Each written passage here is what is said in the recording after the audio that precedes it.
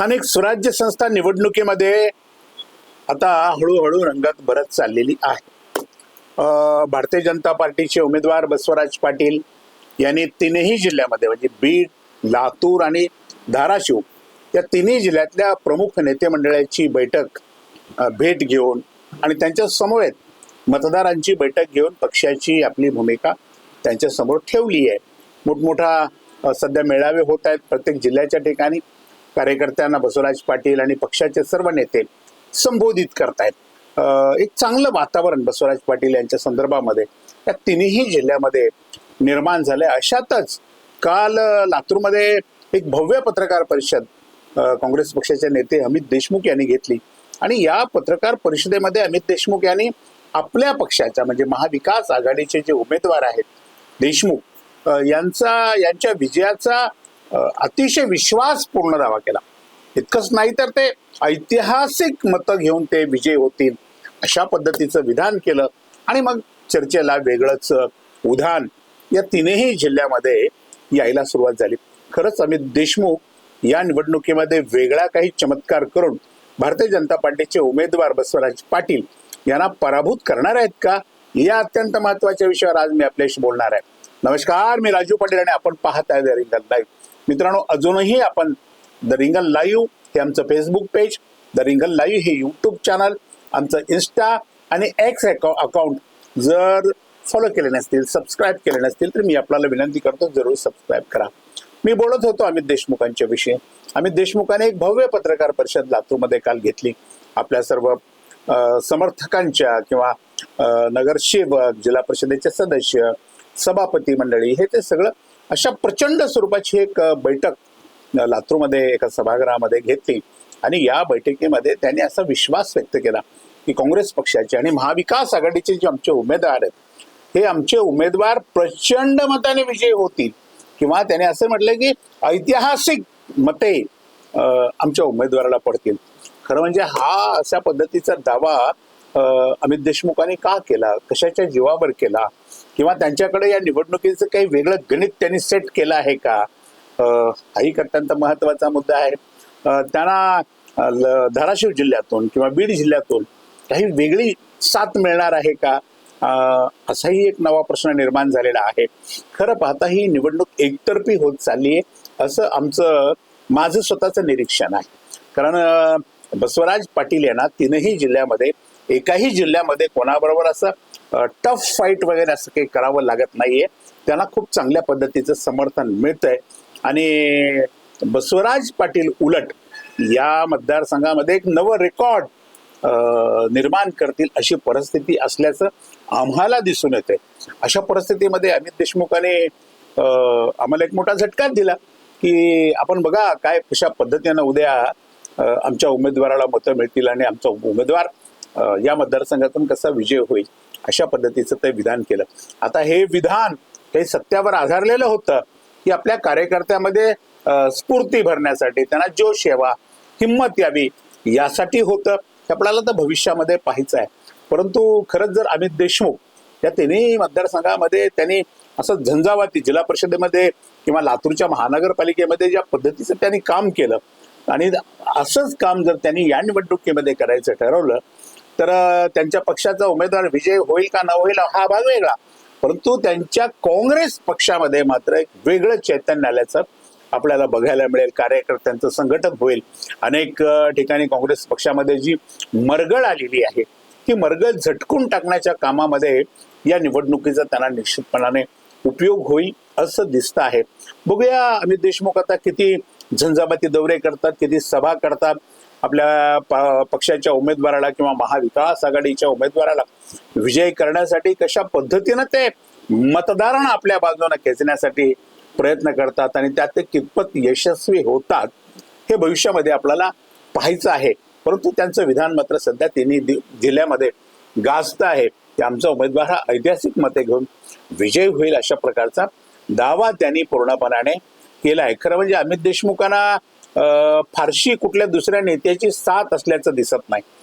धाराशिवचे खासदार ओमराजे निंबाळकर सोडले तर बाकी मंडळी असं मजबूतीनं पुढे येताना महाविकास आघाडीची जी मंडळी आहे ही आली आजपर्यंत दिसली नाही, भविष्यात ती दिसेल का असा एक प्रश्न आहे, आणि दिसली तर ते तुमच्यापर्यंत येणारच आहे. परंतु काही असो, अमित देशमुखांनी अशा पद्धतीचा एक लातूरमध्ये भव्य कार्यक्रम घेतला, आपल्या कार्यकर्त्यांची एक बैठक घेतली, नगरसेवकांची किंवा स्थानिक स्वराज्य संस्थांच्या मतदारांची एक मोठी बैठक घेऊन त्यांना विश्वास दिला की आपल्या पक्षाचं, आपल्या उमेदवाराचं अत्यंत चांगलं चाललेलं आहे आणि खात्रीपूर्वक आपला उमेदवार विजय होईल, यामध्ये माझ्या मनात तिळमात्र शंका नाही, किंवा ऐतिहासिक मते घेऊन ते विजय होतील अशा पद्धतीचा दावा केलाय. खरं म्हणजे अमित देशमुखांच्या या विधानाला आज कितपत महत्व राहील हे आपल्याला बघायचंच आहे.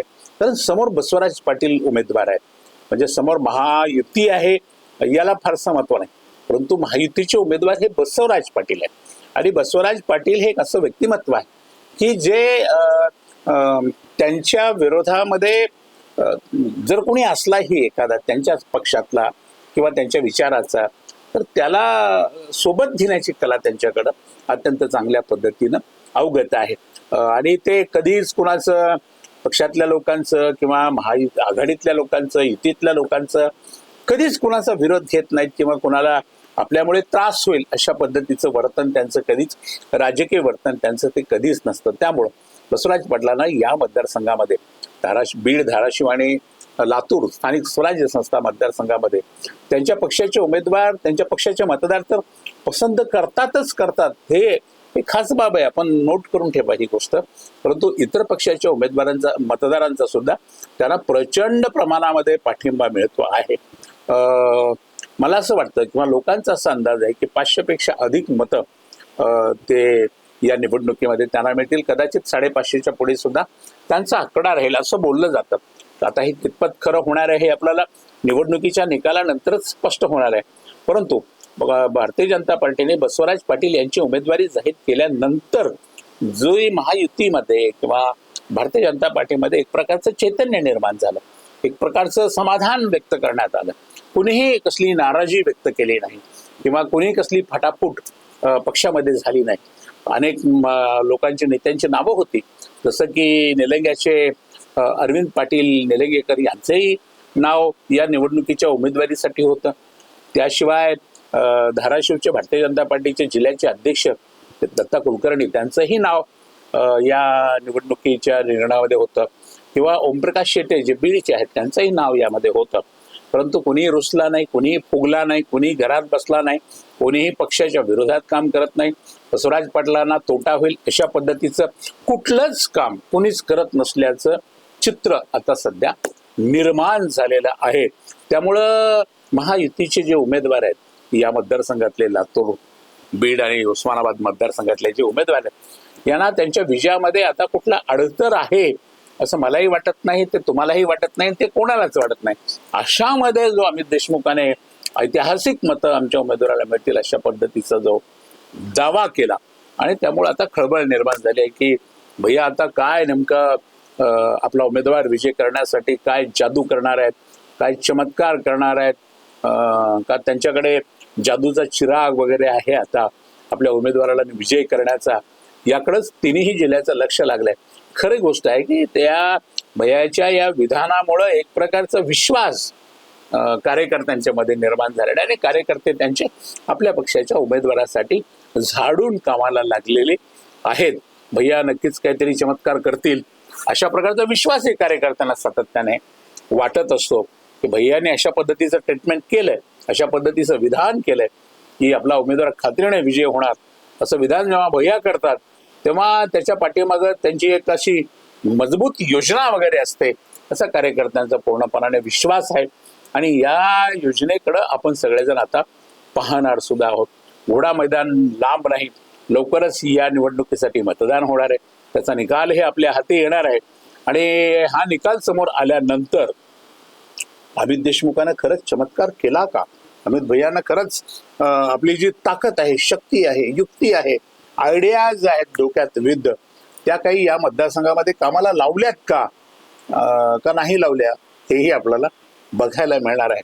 परंतु तिकडे बसवराज पाटलांचं मात्र बल्ले बल्ले चालू आहे. बसवराज पाटील गुलाल उधळतील, ते प्रचंड मताने निवडून येतील, आणि वरिष्ठ सभागृह असणारं महाराष्ट्र विधान परिषदेमध्ये ते सिनियर आमदार म्हणून त्यांचा प्रवेश होईल. त्यांचं भविष्य एकंदरीत फार उज्ज्वल दिसतंय. त्यांच्याकडचा जो संयम आहे, त्यांचं जे सर्वांना सोबत घेऊन चालण्याचं जे धोरण आहे, या सगळ्या गोष्टीचा त्यांना अत्यंत चांगल्या पद्धतीचा फायदा या निवडणुकीमध्ये होतो आहे. आणि आता महायुतीचं तर प्रचंड संख्याबळ होतच मतदारांचं, तरी सुद्धा म्हणजे ही निवडणूक पूर्णपणे झुकते आहे महायुतीकडे, हे लक्षात येऊन सुद्धा अमित देशमुख साहेब असा दावा करतात की ऐतिहासिक मते घेऊन आपला उमेदवार विजय होईल. याकडे मात्र सर्वांचं लक्ष आता लागून आहे. अशाच महत्वाच्या विषयावर आपण वारंवार लक्ष ठेवू, त्यावर चर्चा करू आणि बोलत राहतो. तुम्ही मात्र पाहत राहा रिंगण लाईव्ह, आवाज महाराष्ट्राचा.